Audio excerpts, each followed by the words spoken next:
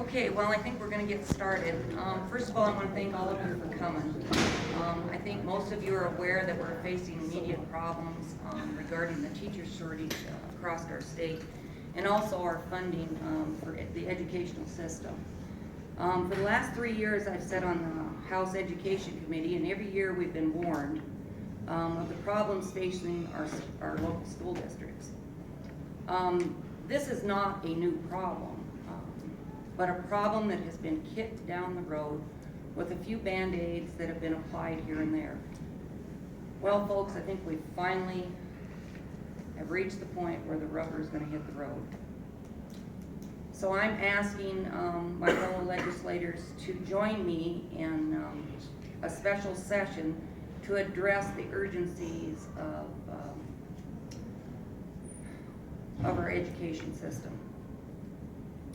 Immense investments of tax dollars in government-run national education systems is buying our young people a poor education and costing taxpayers a lot of money. There's plenty of data out there to show that the vast amount of money does not lead to a higher quality education. And we've seen the academic fads over the years, new math, open classrooms, cooperative learning, no child left behind, race to the top, and now more recently the Common Core. The state of South Dakota is likely facing what we can figure a $51 million cost in the implementation of Common Core. And as noted in a letter that I received from the South Dakota Department of Education dated back in July of 2013, individual school districts are responsible to purchase of additional computers and additional textbooks and supplies. And so we've come to this point now, as legislators, we're elected to lead. And recently, we had received, I need to back up. The governor had formed this blue ribbon task force that was supposed to address some of these issues. And being an optimist, we have to go along with that and thinking that, we're going to get some answers, finally going to get some answers. We were sent an email from the governor's office on behalf of the co-chairs for the blue ribbon task force. And in that email, we were basically told that they would not consider the standards, the curriculum, or the assessments, or the student achievements, or anything relating to Common Core and the cost of it. And so I found that to be wrong, because we know that there's a high cost associated with Common Core standards and the Smarter Balance assessment. And we also know that those costs are going to be shifted to the local taxpayers. So yesterday, while I was in Pierre, I had meetings down there yesterday, and I picked up the Capitol Journal. And on the front page of the Capitol Journal, Governor Dugard is quoted as saying, "Consider all options in education in the funding study." But yet, they've taken one of the biggest costs to the state of South Dakota and to our taxpayers off the table. It's not up for discussion. And I can tell you, sitting on the House Education Committee for the last 3 years, the public, the taxpayers, the parents, the grandparents, the aunts, the uncles have been shut out of the conversation. And so I don't agree with the way the Blue Ribbon Task Force was set up. I think it's a predetermined outcome. If it wasn't predetermined, why are we not including the cost of the Common Core standards and the Smarter Balance assessments? And so I'm asking my fellow legislators to stand with me. We need 2/3 to call for this special session. I think that the state of South Dakota and the taxpayers and the citizens find education to be a top priority. It's a top priority. We know that. But yet we have not been treating it as a priority. And now this is going to give everybody an opportunity that has been elected by the people to come to Pier for a special session. And let's solve this problem. We cannot have classrooms without teachers. And I just think it is utmost importance. So with that, I will leave it, and if anybody has any questions, we'll probably take questions later. Does anybody else have anything to add?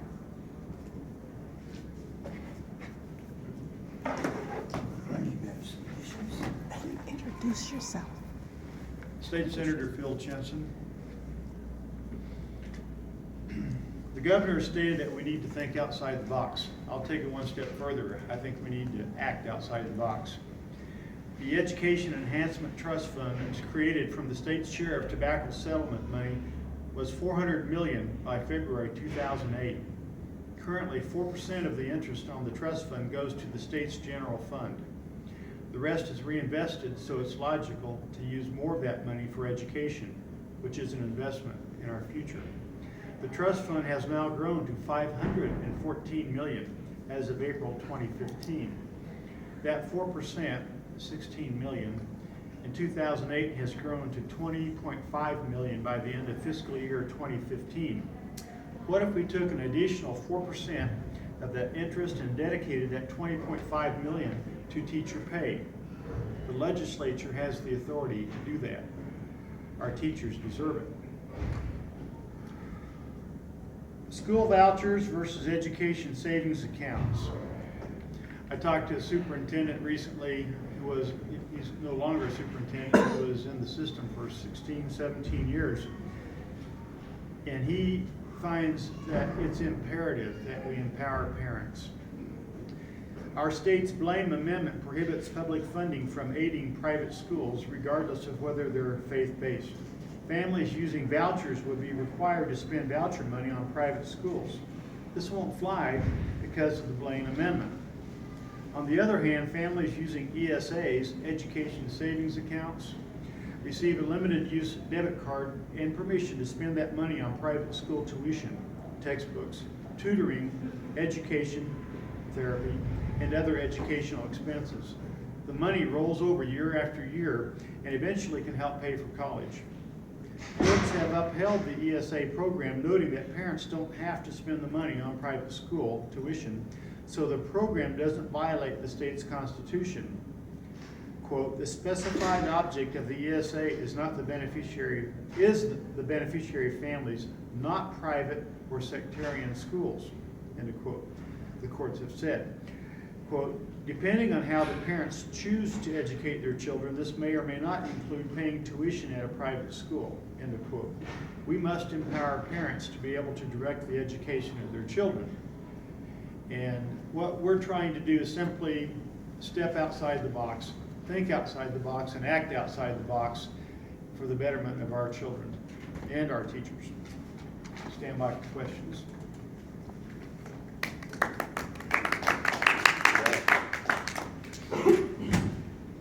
I'm Lynn DeSanto from the House here in District 35 in Rapid City. You know, here in Rapid City, we recently had an opt-out vote, which failed pretty significantly here. And what's interesting about that is that I think some people were concerned that that sent a message that we're not concerned here in Rapid City about education. I think it's exactly the opposite. I have talked to a lot of people about the opt-out vote. And the people that voted against the opt-out, the majority of people, the voters that I represent, believe there is an education problem and want something done. They just do not see it as something that we need additional taxes for. This is a spending issue and not a lack of revenue coming in. And so, you know, this is our chance to address this, specifically here in Rapid City as well, with the opt-out failing. Let's get something done and listen to our voters. We are here to represent them, and I believe that the voters want us to get something done, and we want to. You're here.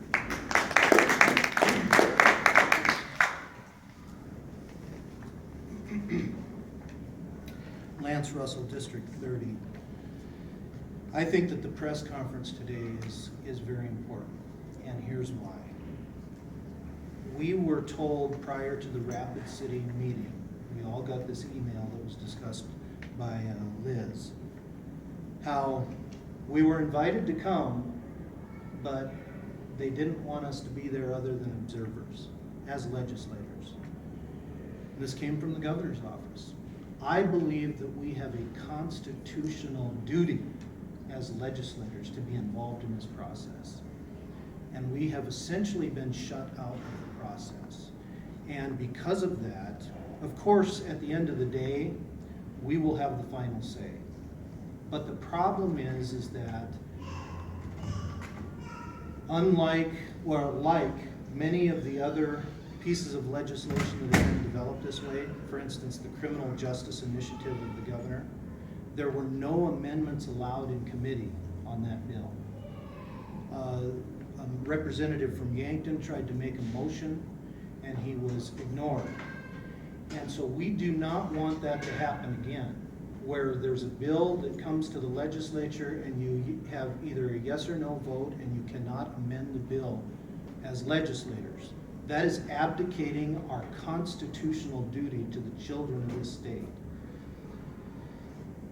Yesterday, the Pure Capital Journal, as it was alluded to, the governor said that everything's on the table. And then he mentioned revenue increases, i.e. taxes, and he mentioned consolidation, i.e. forced busing. Some of the kids in my district and the district to the north are already being bused an hour to school. And we need to make sure that we give everyone in the state an equal opportunity to education. Why not consider Common Core? I figure on a conservative estimate that we are spending, both the school districts and the state, $20 to $25 million a year on Common Core. But it has been taken off the table. So not all ideas are being evaluated by this committee. And they told us up front that that would not be considered. At $20 to $25 million, they have apparently identified that to move to 38 in teacher pay, that it would take $80 million. There's $25 million right there to get us along the way to the $80 million for teacher pay.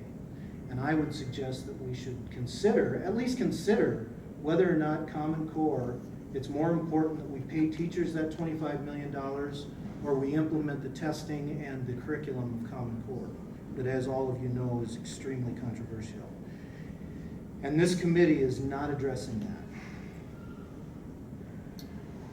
I want to, and I know that this is a little time consuming, but I want to read you an email that I had sent to each of my weekly newspapers and was printed in my district.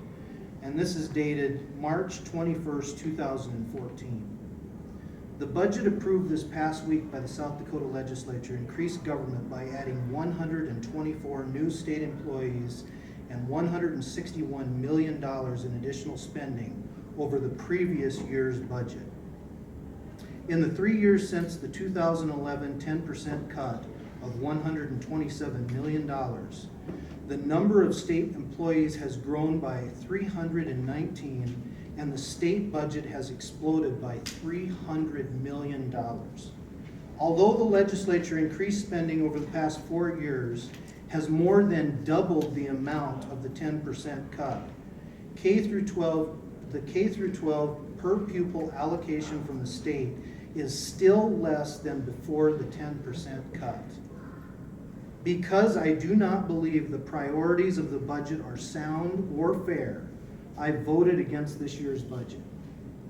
The priorities for the $300 million of spending since 2011 include the allocation of $30 million in this year's budget to fund the Build South Dakota program for the next 3 years. Build South Dakota includes money to pay for English as a second language for schools where industry is encouraged by state government through the EB-5 program over the past 12 years to attract large immigrant communities. Build South Dakota is also designed to build low-income housing, which will be largely directed at the same communities. Although budget priority includes the hiring of additional parole and probation officers to handle the increasing population of convicted felons who will be supervised in local communities as a result of the governor's criminal justice initiative. There is also additional money in the budget to hire state employees necessary to comply with Obamacare. So those were our priorities in 2014 for the years after the 2011 $127 million cut. At that time, we still went back to the $4,800 per pupil that we were before the cut in 2011. So we've got our priorities mixed up in here. And for that reason, I also, because I've been muzzled, I haven't been invited to participate. They haven't made any special way for us legislators that have been down there for the last 7 years to participate in the process.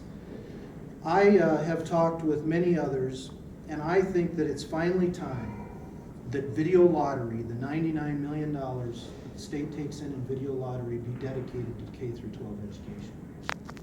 I also believe that it is time that we consider dedicating up to 2%, 2 cents of the 4 cents of state, that the state collects in sales tax revenue to education. I figure that that would essentially be a $50 million raise to education next year.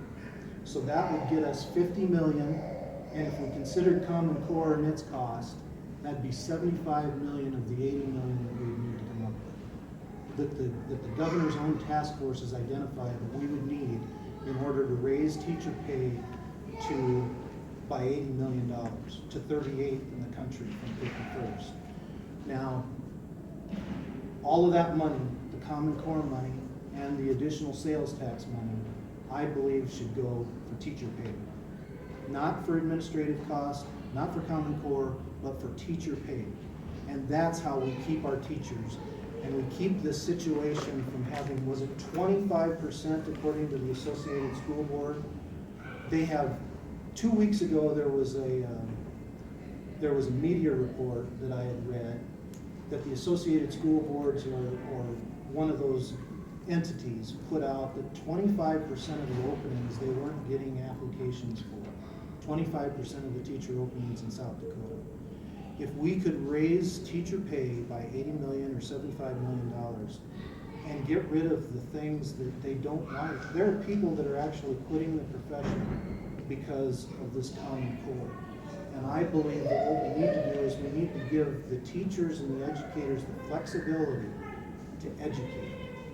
And we need to keep our good teachers. In 1 year alone in the Hot Springs School District, since I've been in the legislature, we lost 6 good teachers, 6 experienced teachers to 1 only. So there is a problem and we need to address it. But forced busing, school consolidation, one of the things that the governor identified, and raising revenue, raising taxes, that's pain on the system. It's pain on the people of South Dakota, the tax increase, and it's pain on our administrators and our schools when we are trying to force them to implement Common Core. Now we want to force consolidation. I don't think that we need to have pain. What we really need to have is an injection of money, because frankly, they have been at the bottom of the totem pole for money ever since the governor did the cut. We've starved the school districts. And there's a lot of talk about the capital outlays. The legislature and the governor did that because we allowed capital outlays to increase for the purpose of busing, for the purpose of health care and retirement, and a lot of other things, because we cut education by 10%. So we made it more flexible on that side of the coin so that the schools had some avenue to make it when they were having those kind of cuts. So to recap, I agree that we need a special session. We have a constitutional duty. We have a teachers shortage right now. We need more. There have been more than a dozen prior studies. This board was handpicked. The governor has his own chief of staff, his son-in-law on there. He also has his education secretary and the head of BFM the Bureau of Finance and Management. He's appointed 3 of his closest advisors on this board. I think that he has some idea as to where this board is going. In addition to considering tax increases and consolidation, I believe that they need to consider freeing up the Common Core, the 25 million in Common Core, and sending it to teacher pay, and also dedicating the lottery once and for all, and part of the sales tax to education. Because frankly, the education, every year for the last 12 years, on average, the sales tax has grown by 5%. So if we dedicated a certain portion of the sales tax to education, there would always be an inflationary amount. But what we need to do is we need to dedicate it to teacher pay, all the new revenue. Thank you.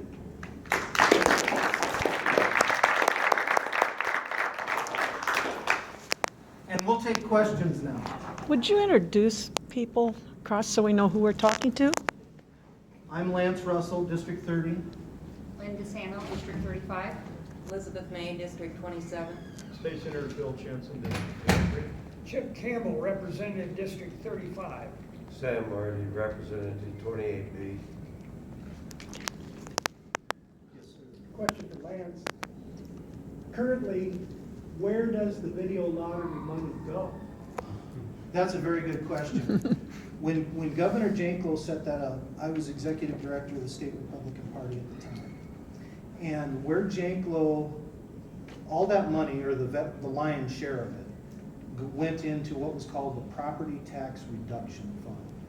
And it was to lower property taxes and to give to education in order to do so. Janklow actually got down the local property tax owner's share to 47%. 47% of the cost of K through 12 education at that time came from the local taxpayer after Janklow created the Property Tax Reduction Fund. This last year in the legislature, the governor recommended and the legislature went along in eliminating the Property Tax Reduction Fund. So now all of the video lottery money goes directly into the general fund where there's no strings attached as to where it gets spent. So what I'm proposing is that we not only have a fund, but that it go directly to teacher pay, that video lottery money. Lance, I have a question for you. How would the structuring of that money being directed into teacher pay only be constructed? How would that be? Well, the legislature through law, currently in the last fiscal year, the legislature appropriated $448 million through K through 12 education, which also includes the Technical Institute money. If we had the roughly 100 million from video lottery, plus if it were 2%, that would be a little over 400 million. And if we had 400 million plus the 100 million in video lottery, and it went to education, but everything over 448 million to about 500 million, it'd create about 500 million altogether if you did something of this nature. My plan, or what I've talked to the other legislators and others about, would be that additional roughly $50 million would go for teacher pay. And it would go to the school districts, but with the understanding that every dime of it goes to teacher pay. And we're not talking about administration, we're not talking about busing, we're talking teacher pay to give the teachers something. And if I had the opportunity to go and talk to the Blue Ribbon Committee, this is what I would have told them.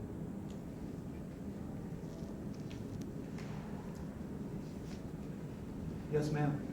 How do you plan on getting this special, getting 3/4 of legislators and everybody, 2/3 of them involved, and getting this to go?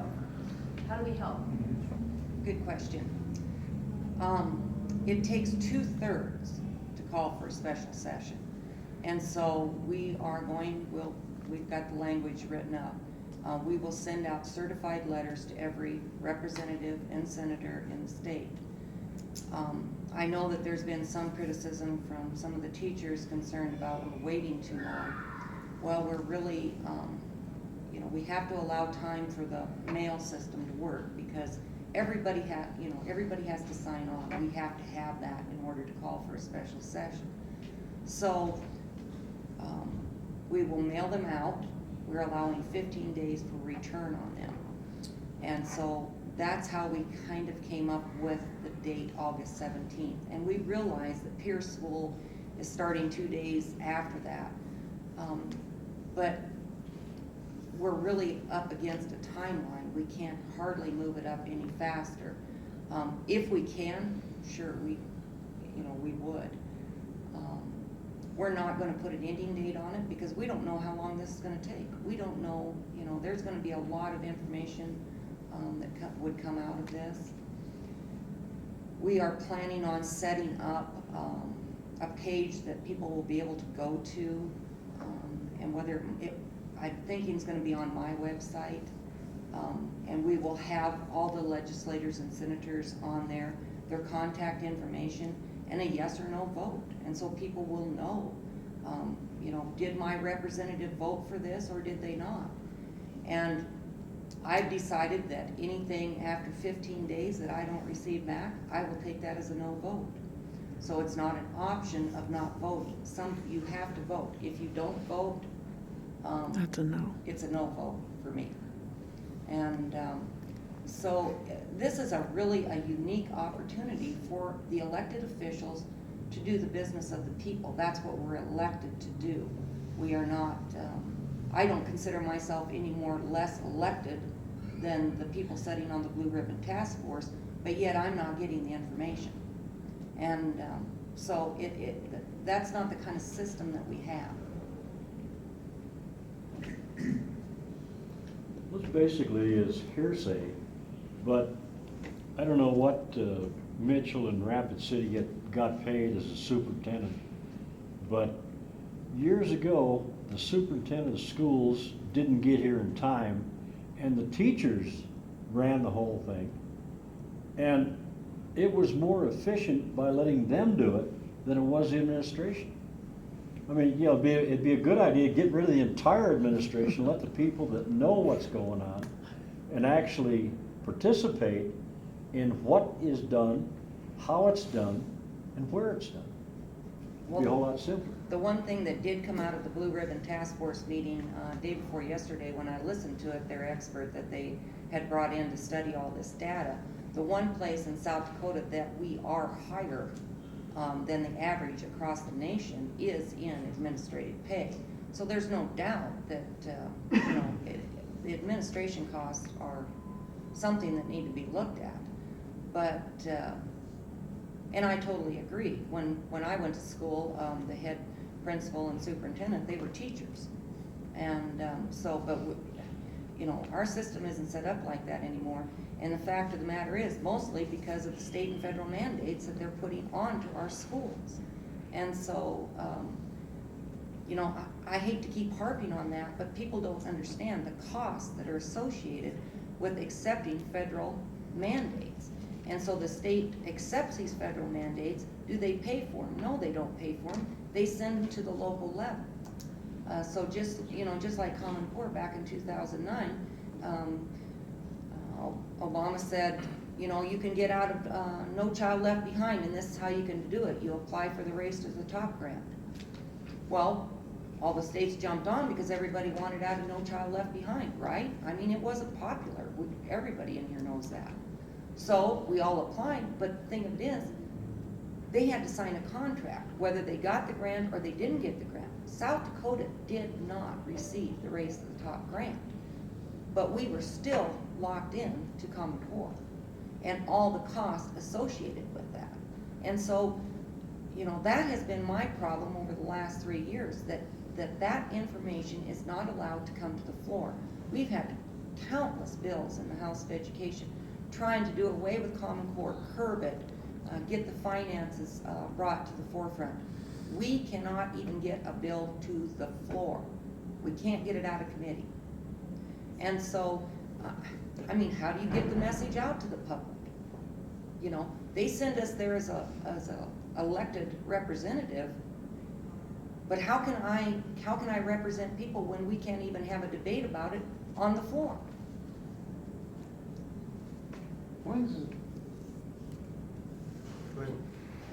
We have a Department of Education in South Dakota.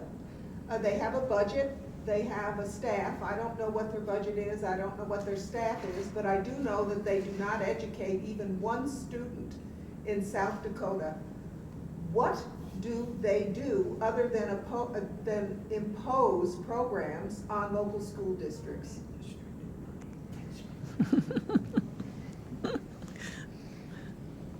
Basically, your answer is they distribute money. They write grants. That's mostly what they do. Almost all of them are attorneys in there. They write grants. They apply for the grants. And you have to remember, these people that are in these departments, these are unelected officials. They're unelected bureaucrats. They aren't elected by the people. They don't have to answer to the people. We have to answer to the people when they make a mistake. But nobody in the department will admit that maybe Common Core was a mistake. Why? It might cost them their job. So they have to keep going with this and going with this and pushing this out on the people. And this year being the first year that it was actually implemented and enforced and they were seeing it in the classrooms, I mean, it was just unbelievable, the response from parents. They did not like this system. Well, were they heard? No, they weren't heard. We had 3 days of testimony when we first got into session this year in the House Ed Committee. By who? By every lobbyist you can imagine. Associated school boards, superintendents, just all of them. The department. Yeah, and the Department of Ed. And they actually brought in teachers that were paying, because we've had to appropriate funds. This is the part that I just still can't get my mind around. We appropriated funds to have special teachers come in to teach teachers with 4-year degrees how to teach Common Core. And so those teachers came in and gave us all a presentation. And I mean, I am not going to sit up here and argue about curriculum, standard curriculum. I'm just not going to do that. The fact of the matter is, Common Core only allows 15% of outside material to be put into the curriculum, the lesson plans. But the thing what everybody doesn't understand, that 15%, I don't care what the teacher puts in, is not going to be tested on. And teachers are assessed on the test. So as a teacher, are you going to jeopardize